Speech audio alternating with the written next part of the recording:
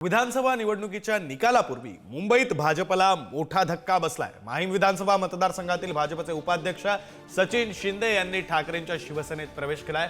मातोश्री निवासस्थानी उद्धव ठाकरेंच्या उपस्थितीत सचिन शिंदेंनी हाती शिवबंधन बांधले। यावेळी सचिन शिंदेंसह मोठ्या संख्येने कार्यकर्ते देखील उपस्थित होते। निकालाच्या आदल्या दिवशी भाजपला पडलेल्या खिंडारामुळे महायुतीमध्ये खळबळ माजली। मी आज भारतीय जनता पार्टीच्या प्राथमिक सभापतीचा राजीनामा दिलेला आहे आणि मी गेली 20 वर्ष भारतीय जनता पार्टीचा कार्यकर्ता म्हणून काम करत होतो।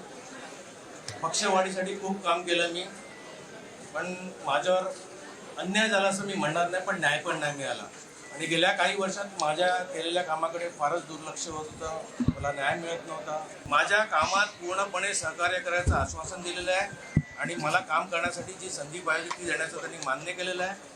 त्यामुळे मी आजपासून शिवसेना या गटात प्रवेश करत आहे।